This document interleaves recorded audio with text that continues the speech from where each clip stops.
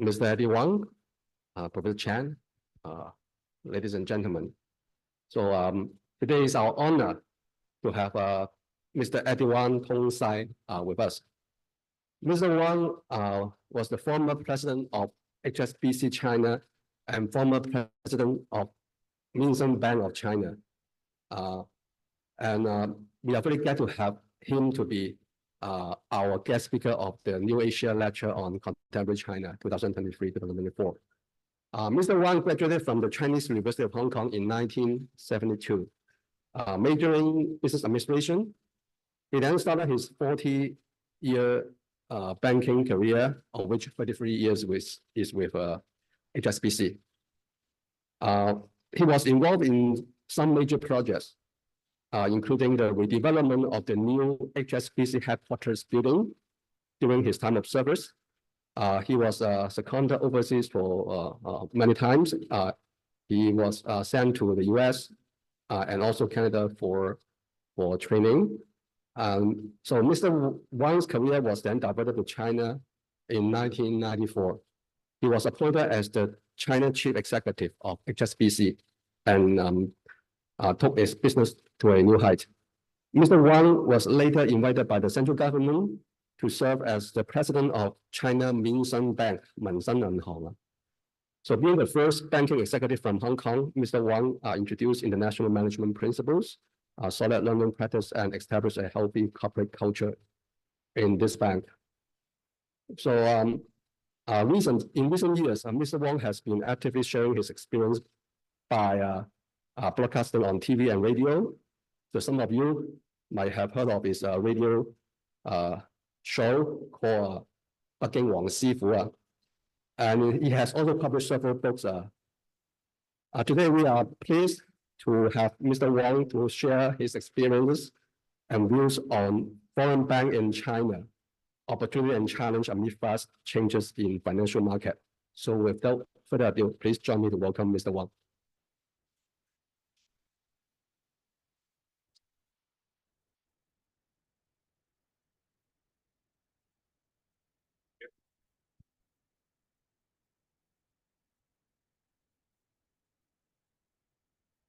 Good afternoon, everyone, and thank you, Professor, for your very kind invitation for me to come here to talk about something that's very close to my heart, banking in China. And also, it's very pleasing to be able to come back to my know-how and then to share my experience with you. And something that I have to tell you, it has been a long time. It's actually working in the bank. You know, in my case, it's 40 years in the bank. And of course, out of the 40 years, at least almost half, I spent my time in China. So I know China quite well, at least compared with young people here. And on the other hand, the last 10 years actually also very interesting to me because I work on various things. Something like, you know, I work for the Radio Hong Kong, and I work for the Now TV for some kind of special talk show. And I also write, and I now have 7 books published so far in these 10 years. Which I think should be quite good enough for you to understand through my books how I see China. So today, let me schedule the time. I think we have roughly 1 hour and 15 minutes for my talk. And I will keep the remaining 15 minutes for questions and answers. I'm sure you may have some questions for me later on. Okay, let me see.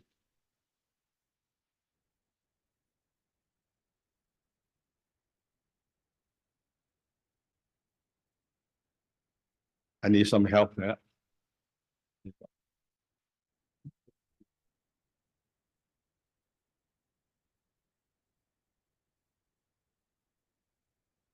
Okay, good. No, I can press here. Okay, thank you.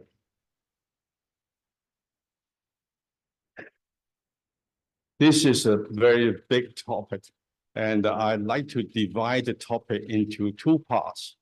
One is opportunities and challenges to banks, which may not interest you as much as the second part. The second part is I wish to tell you opportunities and challenges to individuals. What is going to happen to you as an individual perhaps wanting to work in China? So let me give you the first question. When did foreign banks enter the China market? Can someone give me a rough estimate? Roughly. 80s. Okay. Not even close. Anybody from behind? Let me give you one possibility. HSBC, the bank I worked for more than 30 years, they entered China market in 1865. 1865, which is much longer than you can expect. And maybe I will ask you as well, who else, which else bank also entered the China market almost at the same time? There are 4 banks, more or less at the same time. HSBC, 1865, but not the longest. The longest is Standard Chartered, maybe 10 more years earlier. Then Citigroup, maybe 120 years ago. And then Bank of East Asia, 4 banks, longest history. Then maybe let me take this time to ask you, when did China first have banking? I don't have an accurate number for you, but as far as I understand, it could be 500 years ago. 500年前. And at that time, we didn't call these kind of things bank. We call them 銀號 or 票號. Okay, so maybe you want to know, what did they do in those days, 500 years ago? Mainly, they provide service to their clients to change 銅幣, copper coins into silver. So it's between 2 precious metals. Then later on, the 銀票出現啦。銀票, what is that? 銀票 is like a check. You give somebody a coupon, which you can use the coupon to go to the bank to cash the coupon, and then you receive silver. So they save the trouble of carrying a bundle of silver with you, okay? So the answer to this question is, foreign bank entered China market almost 150 years ago. HSBC, 1865. And interestingly, it's not just Shanghai, for example, in HSBC's case, is Hong Kong and Shanghai, both the same year. Hong Kong first in March, and then in April is Shanghai. That's why HSBC in full name is called the Hong Kong and Shanghai Banking Corporation, you know. And in Chinese, you understand more about the bank. Chinese is called Weifeng. Why Weifeng?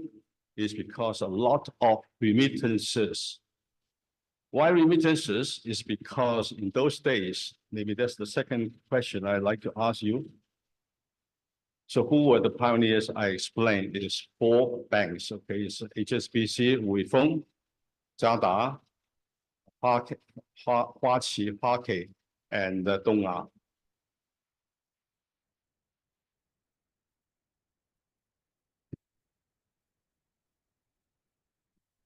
So my next question is, what did they do to make profit?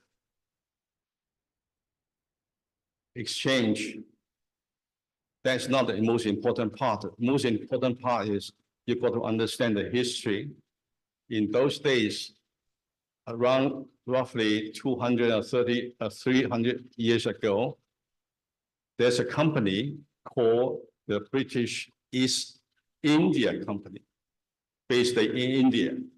They were actually the agent of buying things from China or selling things into China.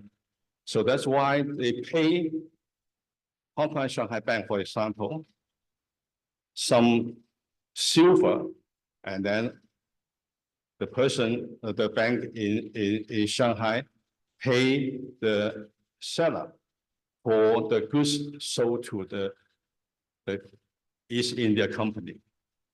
So if you ask yourself, what did they do for profit? Is basically exchange and then also remittances. On this point, I'd like to stop for a little while, because when I first took over the job in 1994 to be the so-called CEO for HSBC in China, our group chairman always told me that, remember, young man, he said, in those days, 1865, HSBC makes more money in China than elsewhere in the world altogether. So that's why HSBC was so keen to go back to China. And then maybe I should say, to go back to China is not the right expression, because HSBC never left China. Rather, HSBC hoped to restore the past glory, in the last 150 years.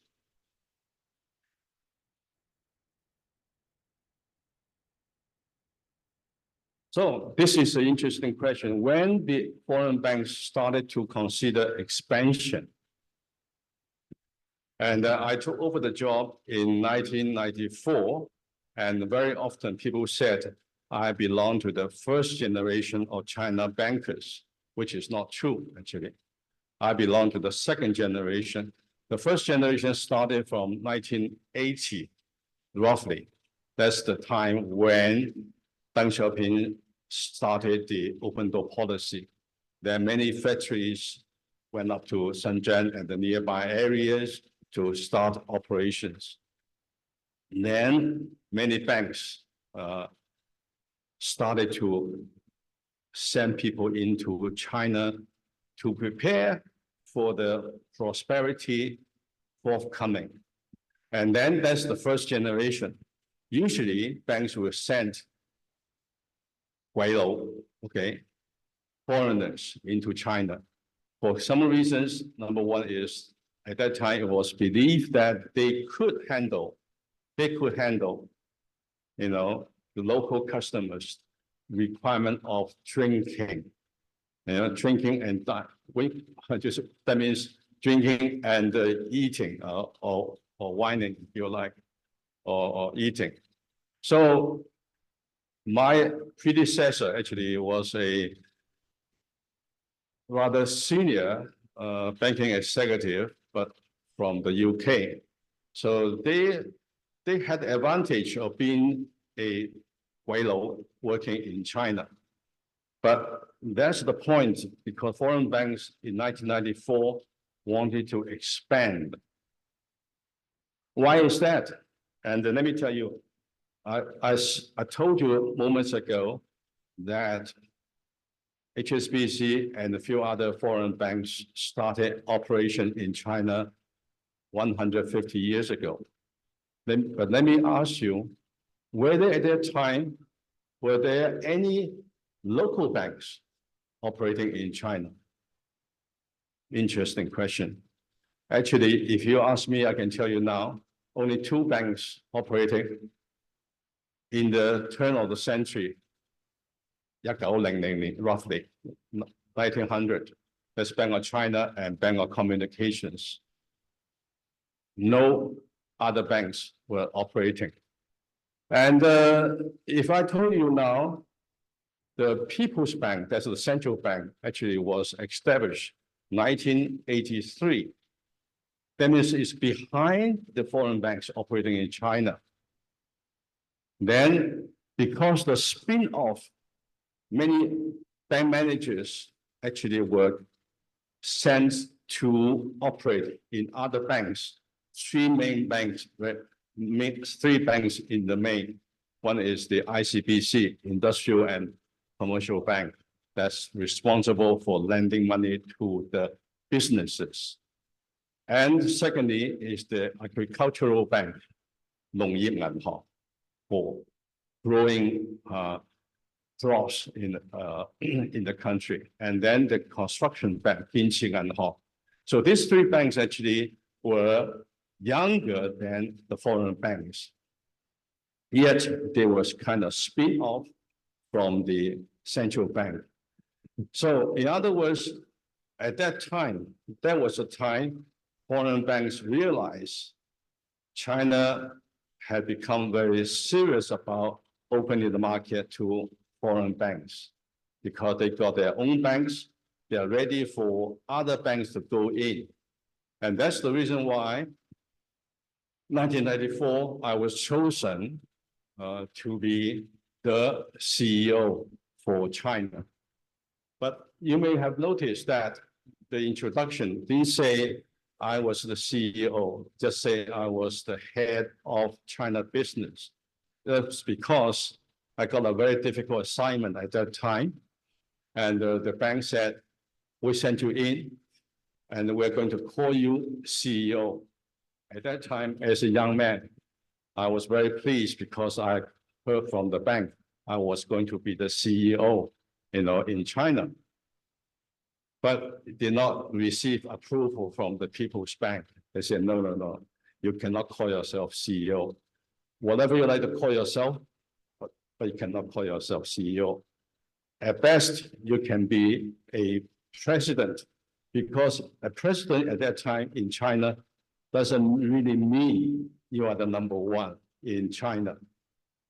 And also, I understand the difficulty at that time is because we, HSBC, all the branches in China were just branches of Hong Kong. So we are not an independent entity at that time. So I cannot call myself, CEO. And of course, Standard Chartered, Citigroup, they were not very happy because their home was telling them, you must be the CEO. Nonetheless, none of us became CEO until much later. So when the foreign banks started to consider expansion, that was a time People's Bank in place, competitors in place, and foreign banks ready to go in. But now I have to tell you, when I was chosen to be the CEO, maybe some of you might be interested to know why me to be chosen as the CEO. So if you want to be the CEO, you have to consider preparing yourself to have the quality. And honestly, I don't have the answer because nobody ever told me we chose you because of the following reasons. Nonetheless, I believe a couple of reasons I can share with you. Number one, I can speak fluent Mandarin. If you don't speak fluent Mandarin, please consider learning how to speak fluent Cantonese. And then my second language is not that important, but I think it helps. I speak Shanghainese as well because I came from Shanghai and Hong Kong and Shanghai Bank. If you speak Shanghainese, of course, it's useful. And I believe to be able to speak their language will make it easier for you to become 朋友, a friend of theirs. In China, I think most important thing is if you can impress them, that meaning everyone, that you are coming into this place willing to be a friend. To be willing to be a friend, which is very important. And some banks, the Japanese banks, for example, American banks, for example, when they got into China, they faced some problems because they always ask for some kind of advantage. You have to give me this because I come into your place, which is somewhat actually causing problem to them. So I think it's important that language is important. The other thing I think also important for you young men sitting here, you better understand more about China's history. For example, I've talked about history. I believe none of you will remember tomorrow, 17th of April, that was the date. If we talk about 1895, that was the time when China, led by Lei Hongzhang, signed the Wang in Japan, which is a disgraceful thing that we have to remember. But this kind of thing will make you become easily a friend of people across the border, because you share the glory, you share the shame, and that's part of the 100 years of humiliation, But of course, these days, we don't really care what has happened in the past. But it's important in China if you can talk about some history. And then, of course, if you can talk about some geography, for example, why Yellow River is called Yellow River, Wanghe, and Changguang is called Changguang. One is Gong, one is Ho. There must be some differences between the two. If you understand all these things, the more you understand, the more you can impress people that you want to be one of them. And to be honest, in the early 90s, before I was chosen, I really want to be one of them. And the reason why I joined HSBC is because my father used to be a farmer in Pudong area. That's the other side of the river. He could see the old HSBC building. And he always said to me, son, if you can go and work in HSBC, I will be very happy. That's true. Then, of course, my job, 1994, started China. And you may have seen this building on the Bund, Hoitan. Have you seen this building on the Bund? Number 12, Zhongshan Dongyao Lou. You see the gorgeous building on the Bund. That's the old HSBC building. My job was the first thing was to finalize the purchase or the acquisition of the old building. Of course, if time allows, I will tell you more about the story. Nonetheless, the deal did not go through, and I was the person going into Shanghai to call it off. No more. Why is that? It's because of our senior leaders. The group chairman was telling me, no matter what you do, you buy it back or you don't buy it back, doesn't matter. It will always remember, it will always remain to be our building. Very true. So, and based on this, one of the reasons why I was chosen is because I was given free hand. I believe young people sitting here, if you can be given a free hand to do things, I believe you can do much better. So that's why in those days, you will not believe I did not have KPI at all. no KPI. And the bank said, I know you are a very good defenseman. You're not going to step over the red line. Except strategic decisions, you have to refer to Hong Kong, otherwise you are on your own. Actually, it's very tricky because as a young man, 30 years ago, it's like going into a very spooky forest. You don't know what is inside the forest. But I was given a free hand, no point to refer. And I was asked not to go back to Hong Kong unless, Hong Kong asked me to go back. So I was like a deserted child working in a place. But one thing I need to tell you, when I first went into China, Shanghai, meeting my colleagues, roughly at that time, 450, roughly. And one thing I noticed, they're sitting, listening to me quietly. They are expecting me to come in to give them ways to make money, which I don't have any way that I can tell you, you can make money by doing the following. They are expecting me to be the head of China business, to tell them what to do. I can tell them what to do in terms of banking. But it's more important for us from Hong Kong is to tell them how to be, in Chinese, how to 周养. Because banking is all about dealing with people.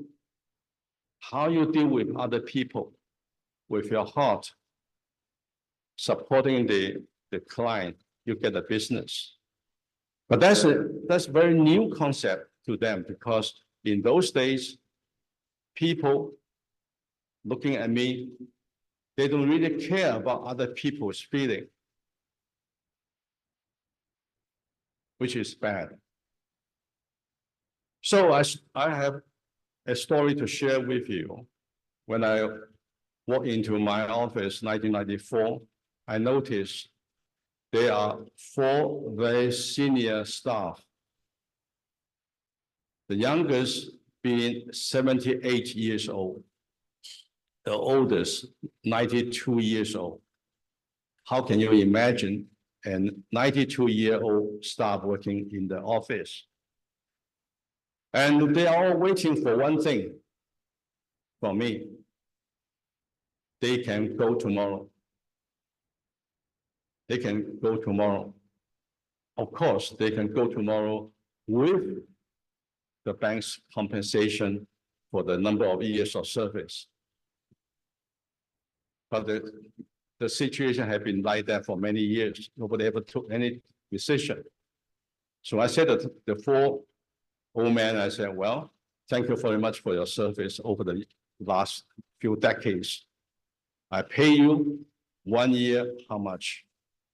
I give you money good enough to buy a flat to live for the rest of your life. And I invite you to invite your relatives. I don't care how many people come to the farewell party. And they all came with their sons, daughters, grandsons, granddaughters, and so on. So it was a very nice event.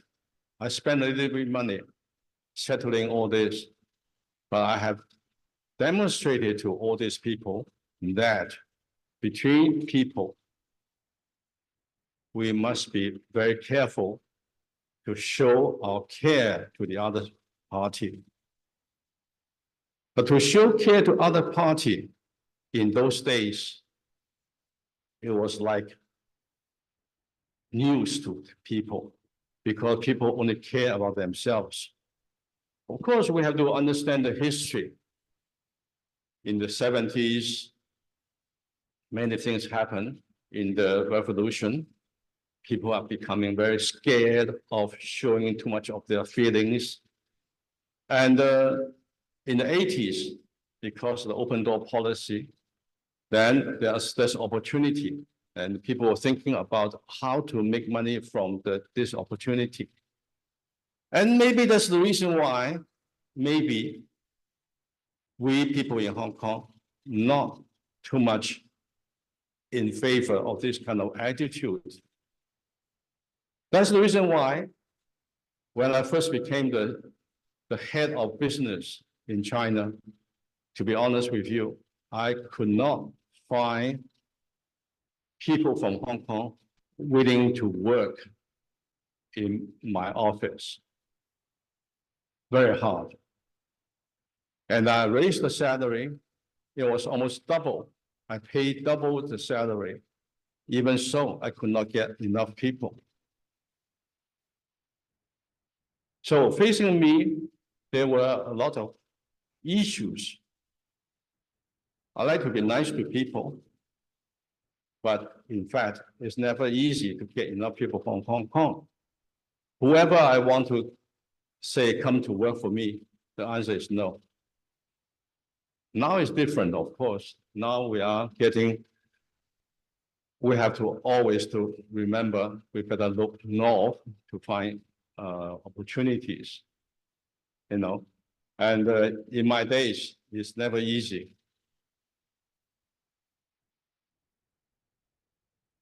So what can we do in those days in order to survive? In those days, foreign banks can only deal with window companies. What is a window company? Window company means they operated outside of China, in Hong Kong, for example, and then you lend money to them from Hong Kong. It's offshore. Then they use your money, lend to them, who lend to other companies based in China. That means the window companies basically were set up to borrow money from overseas. And of course, the bank, not just the bank, the banks made quite a lot of money from all these window companies. But the problem is you don't deal with the actual borrower. You only deal with the window companies. That's the problem. Before too long, some window companies in Guangdong province went into trouble. And then almost every single bank in Hong Kong suffered from losses. The lending became irrecoverable. And put it in the simple terms, everybody got their fingers burned. I remember I was in one of the meetings, we were chasing the money back. So it was the governor of Guangdong. It was Wang Tong-sai sitting right here. And he said, hey, young man, you guys, you have to understand, we don't have money to pay you back. So you get prepared to have your hair cut. Haircut meaning, I remember David Lee of East Asia, Bank of East Asia, sitting next to me. He said, hey, Eddie, look at me. I don't have any more hair already. You want me to have haircut? That's almost impossible. And everybody, their fingers burned. And that was the reason why I believe in the next few years to come, banks in Hong Kong were very hesitant to go further into China because of the problems with the window companies. Yet, the reality is, no matter what happens, 1994 to 2004, 2004, what that year was, it was the year when SARS was almost concluded. And incidentally, my job in China was concluded in 2002. And after 9 years, I think, working as the head I believe I have done my job. So the bank was very kind to let me go to USA. So I started another piece of my career in USA. And interestingly, I won't say not too interestingly, I would say, is because of the SARS. China was one of the victims suffering from SARS. Then, towards the end of 2004, I was invited by Chinese government in Beijing to visit Beijing, including the hospital that Beijing built in 7 days. And together with 200 or more visitors from the West Coast of USA, I was chosen to be the leader because people say, you know China well.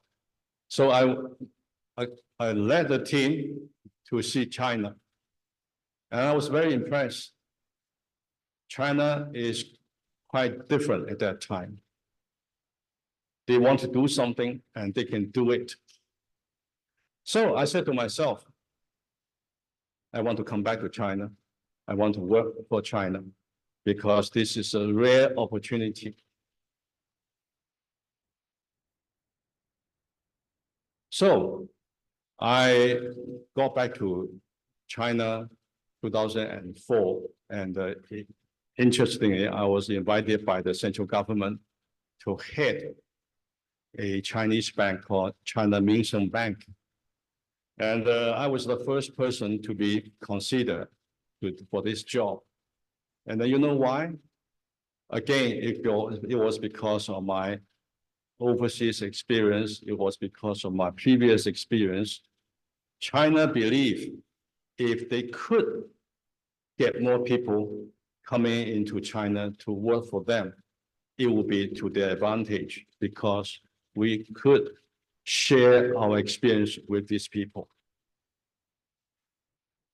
So I became, after a long negotiation, I became the president for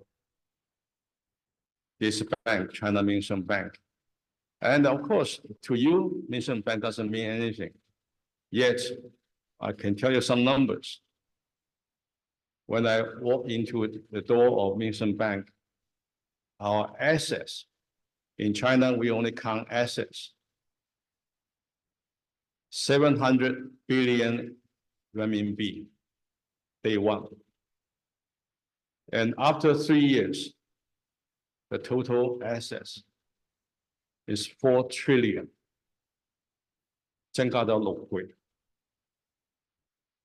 It's not because of me, come on. It's because the market provides the opportunity for the bank to grow like crazy. And not just only China Minsheng Bank, the bank still ranked number 7 or number 8 in China. Of course, the big fours, you know, ICBC, Construction Bank, Agricultural Bank, Bank of China, and then China Merchant Bank, and so on.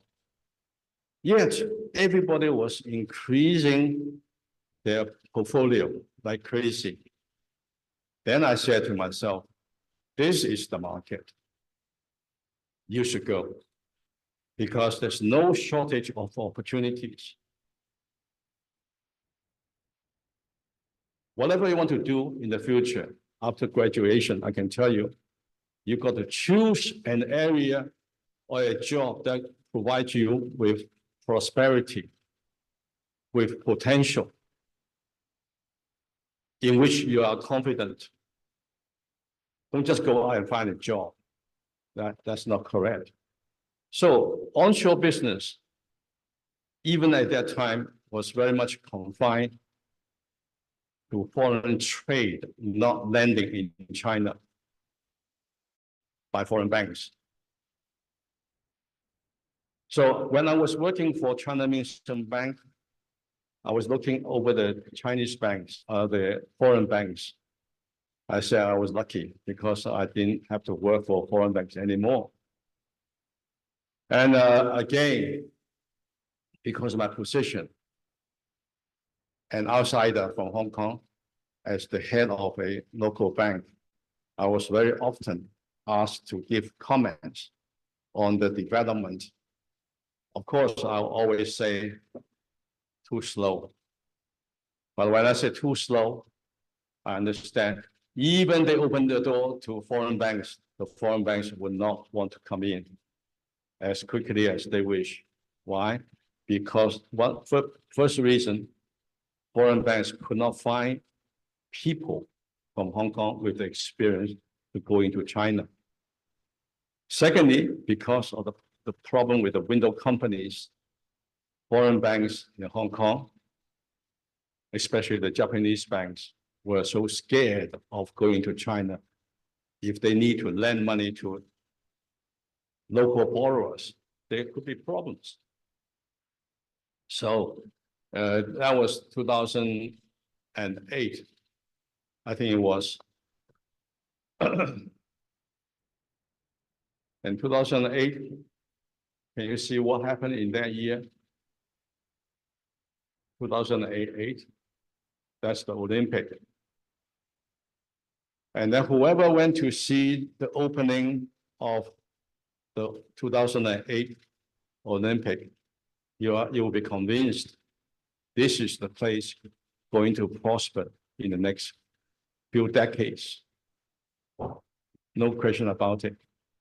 People were very excited.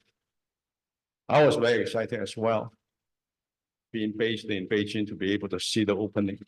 And then the first time I feel that in those days, when I say people, they don't care about each other. No, it's no longer the case. People do care about people next to them. The teamwork, absolutely amazing. China has since changed.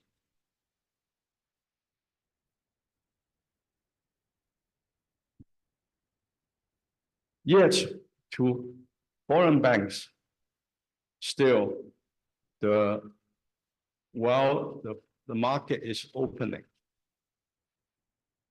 Yet, foreign banks did not show enough energy coming to this market. They still have some reservation. Even HSBC, Standard Chartered, Citigroup, they move in very slowly, very slowly. And people are scared of losing money. And it's not like HSBC in those days when I first came in, the bank never gave me any KPI. The bank gave me free hand. You just go and do whatever you think is appropriate for the bank for long term. The bank said, you just go and tell people what you want to achieve in this particular market. That's free hand, but no longer. Still very much reporting to Hong Kong, the foreign banks, and they could not move out of the circle drawn by the head office in Hong Kong. So it's kind of very controversial. On the one hand, in those days, the market would not want to open to foreign banks. You have difficulties in coming in. Now the market is open, but you don't want to come in now. And I think if I have time to tell you what can I observe in the last few years, the China market is inviting Hong Kong to go in, particularly the Great Bay Area, Taiwan. Still, we have some reservations because we are so used to the life in Hong Kong. We don't want to go across the border. The opportunities are all over there. You cannot dismiss the opportunity. But as a young man, what can you do? Today, I'm telling you the opportunities and challenges. The challenges for you is yourself. You think you have to overcome so many different kinds of challenges that you don't want to make a move. And I certainly believe it's time for you to consider. Markets over there is so big. When I was working for Minsheng Bank, it's very interesting. I remember very vividly, my first day, I was invited like this to stand up on the stage for facing 500 people coming from various branches. They asked me to talk about our future. I said, well, I will ask you, everybody here, to look outside rather than to look inside. Because when you look inside, you will see your own people. When you look outside, there are opportunities out there. And you go. Don't be scared of going outside. And it is not a big bank. It is medium-sized bank. But because of me, I said, you go out. But remember, there are a few things I don't want you to do. Number one, be careful in your lending. Number two is build up your relationship with your customers or your potential customers. Of course, you may wish to ask me to deal with your customers in China. One of the things that scare us is the amount of alcohol you have to take. I'm not kidding. I can tell you, during the first week, I received a bill.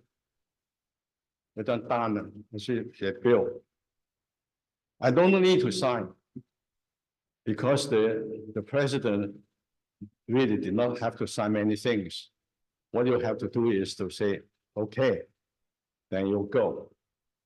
As a bill, I could not remember the amount. I could only remember the number of bottles of Multi we ordered for that particular year. Have a guess how many bottles we're talking about? 100,000. 10萬支茅台. My first question is not, do we have money for that? I'm sure we have money for that. But my question really is, can you finish that 100,000 bottles? So as soon as I show some kind of a hesitation, my assistant was telling me, don't worry, last year, we finished the same amount of bottles in the 4 months. So how can you drink that much? So my advice to you is, don't be scared by the amount of bottles that you have to consume. You don't have to these days. What you need to do is to pretend you're drinking like this, but don't finish the whole glass. That's okay. But even today, you don't have to pretend. People don't drink that much anymore. And don't worry about that. That's not an issue. The real issue is try very hard to build up the relationship with your clients. That's important. In China, relationship is most important. You have to have some relationship with your clients. And more importantly, with regulators. We have in China Minsheng Bank, we have an office we call 办公室. I don't know how to translate this into English. 办公室. Roughly 20 plus people. I usually said to myself, I thought my Chinese is pretty good, you know. I write my own books and so on.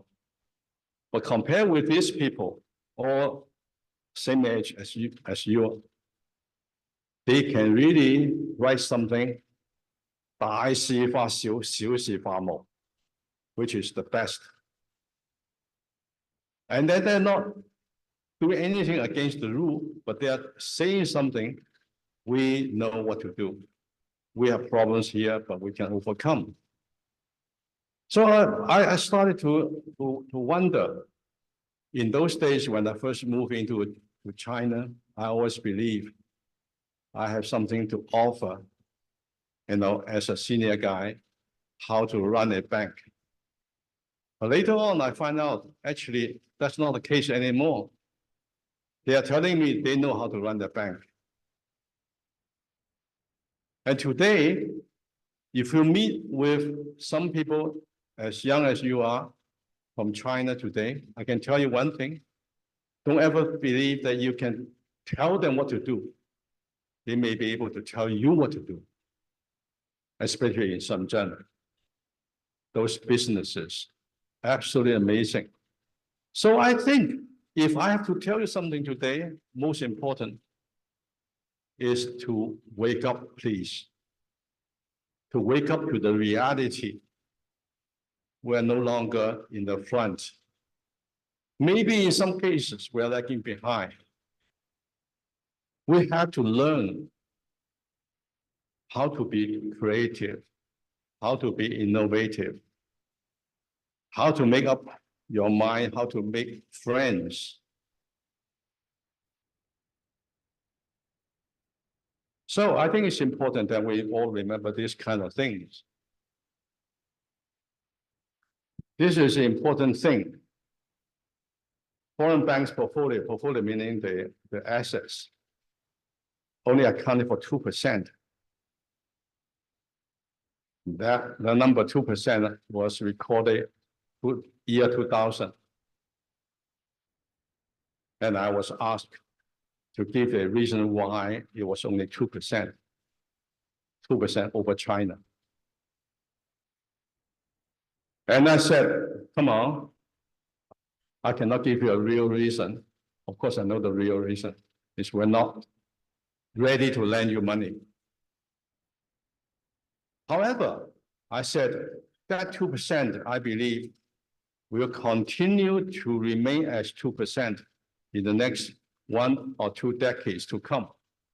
And I said this in year 2000. Now, 2024, the latest number was 1.5%, much lower. That's because we did not lend less than before, is that the market become much bigger. So,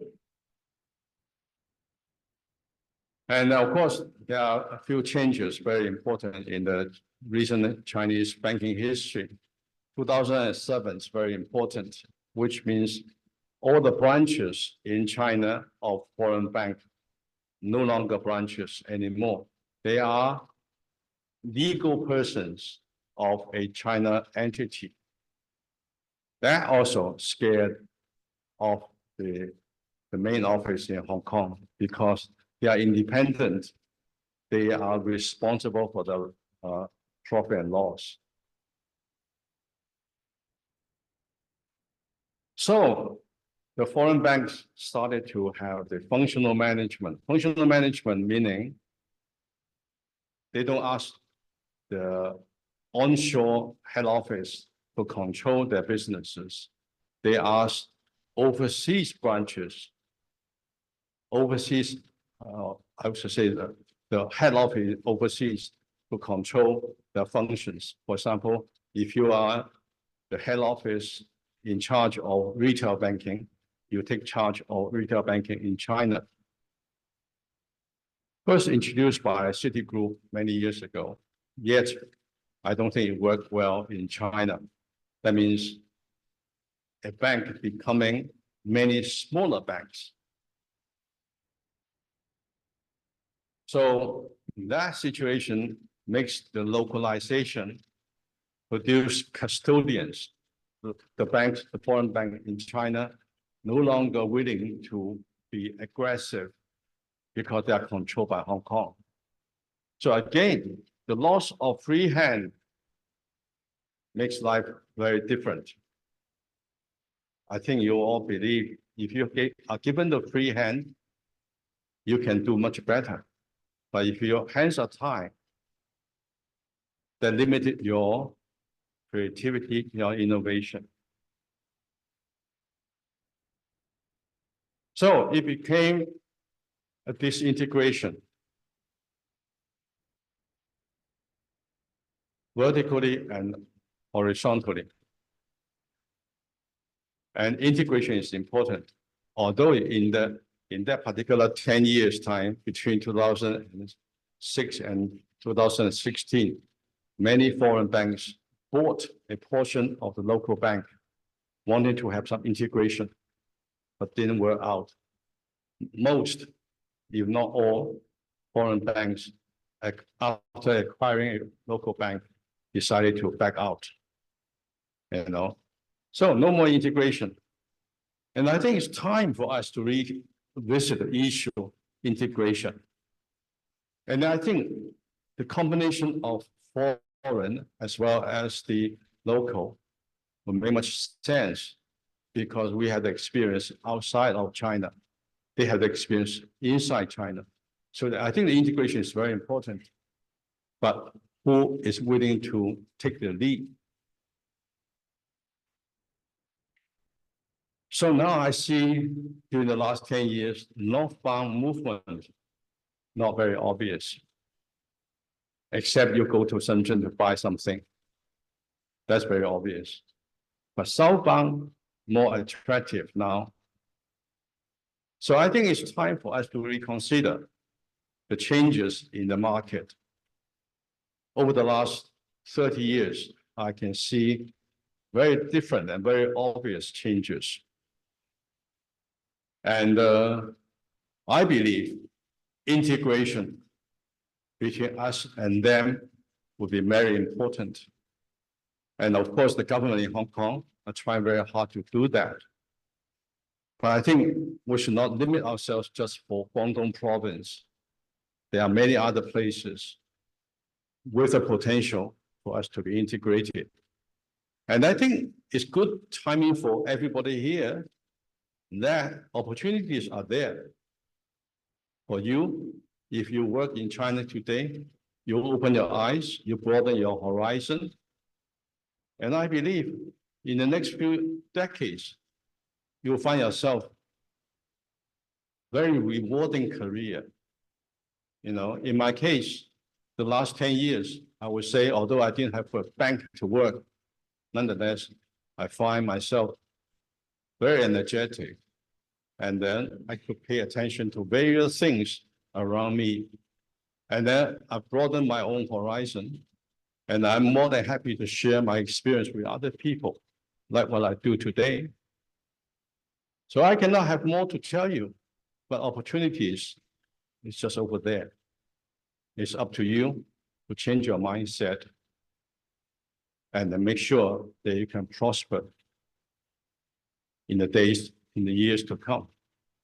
I think time is about right for me to stop here, and I am more than happy to accept any questions from the floor.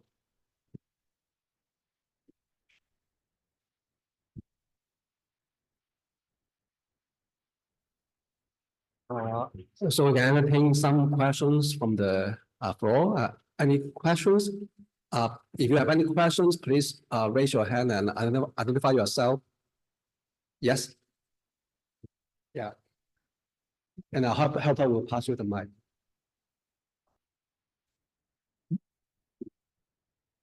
So, Mr. Eddie, I just want to ask a little bit about. You go ahead. Oh, sorry. It's like you just mentioned some experience, like you work in Shanghai, and could you share a little bit about the old building of the HSBC in Shanghai? Just Okay. like, yeah. Okay. You talk about the building on the Bund, right? Yeah, just the building because yeah. Okay. Yeah, just like you just mentioned, like, so I'm very, very curious about. Okay. Okay. I will make sure that you are talking about the same thing, the building on the Bund, right? Yeah. Okay. The building was built by HSBC 1935, I think it was. And then up to 1954, it remained in control by HSBC. So in our own definition, it was our bank, our building before 1954. But the Chinese government was asking us, if you want the building back, you have to do the following things. And then the bank at that time did not want to do that. So in the end, I think it was very clever by HSBC to tell the government, we, HSBC, could let you have the building. And also all the buildings, all the assets, if you like, in China, you can have that. This is talking to the local government. But we want to be removed from our liability.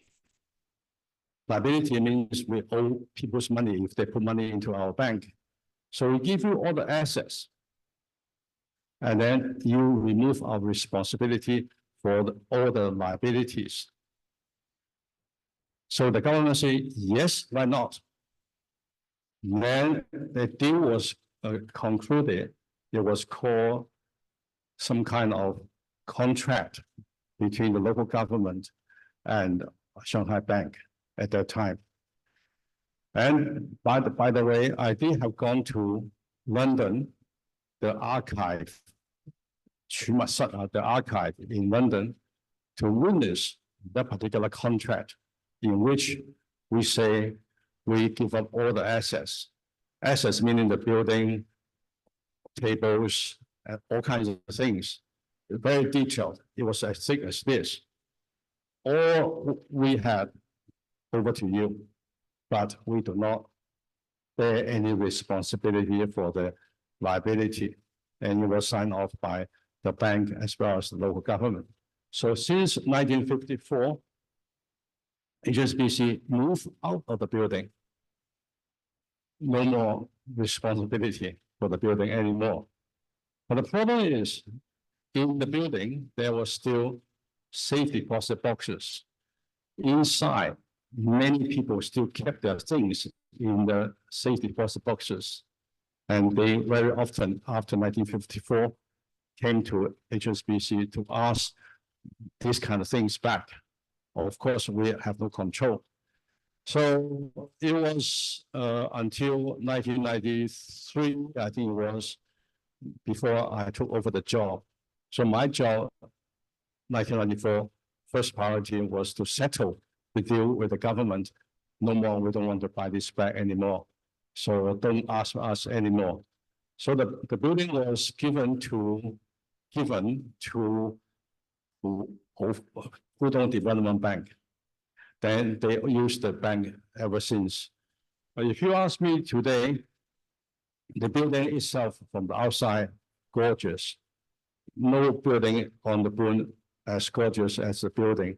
But inside, there are a few things not necessarily matching with our expectation.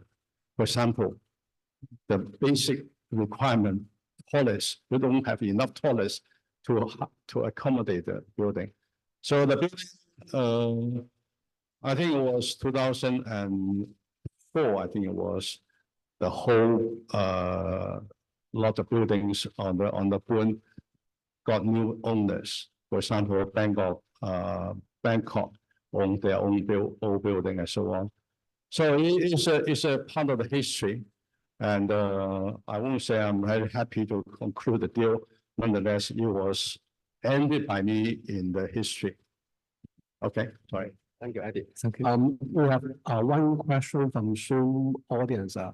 So can I ask, may I know whether the strained relations between China and the States will affect foreign banks such as US banks and European banks to consider further expanding business in China in the near future? Thank you. You mean the tension between China and US? Well, and I think the most important thing here, I believe, is the trade relationship between China and US. And today, China still had a lot of goods shipped to USA. So basically, they are our customers.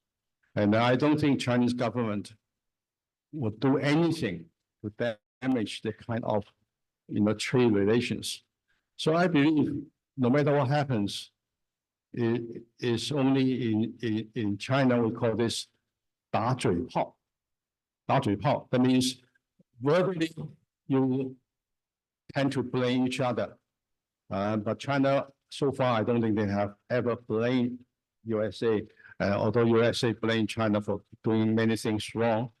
But China, I believe, will continue to be very patient and very conservative because that relationship involves a lot of the trade surpluses. I think his point is whether the foreign banks will have confidence in further expanding their business in China. And foreign banks, I believe, would not want to grow their business in China as much as they should.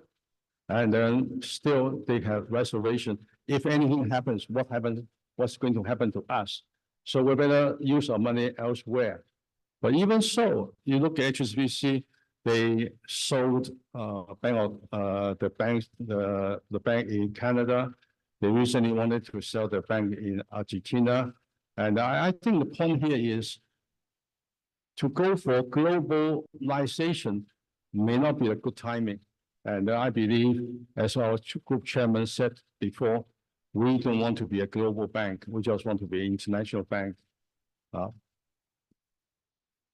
Any questions from the audience? Any questions? I can take the liberty to ask the question. What is the competitive edge of foreign bank in China? They may have like more exposure, more international exposure, and have a better like a cross-border business. So how would like a foreign bank make money in China today? Well, foreign banks these days, actually talking about HSBC, the current portfolio owned by HSBC is roughly 500 billion renminbi, being the largest.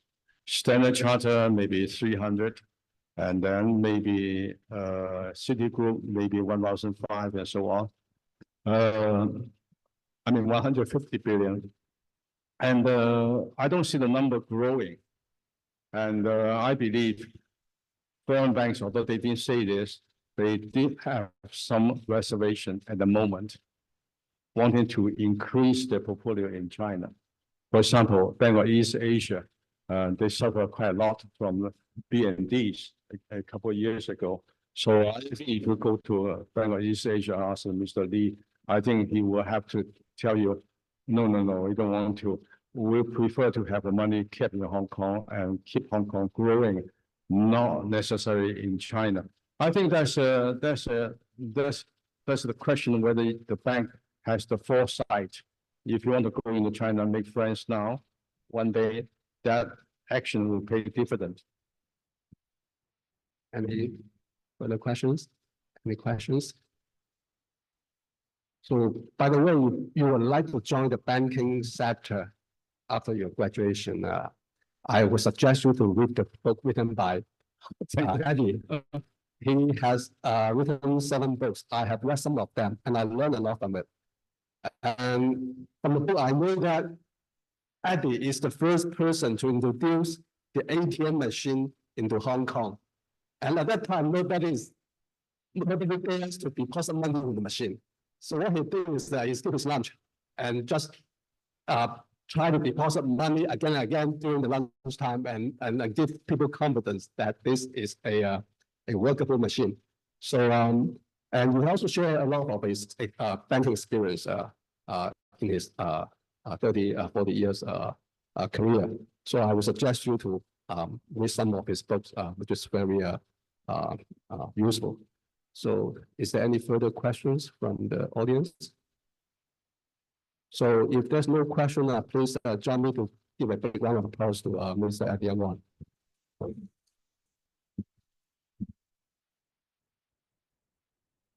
Once again, thank you, Mr. Wang, and thank you, Professor Zhang. May we invite our college head, Professor Hector Chen, to present souvenir to Mr. Wang. We'd also like to invite Professor Zhang and Dr. Wang to join for a group photo on stage. Professor Chen, Professor Zhang, and Dr. Wang, please.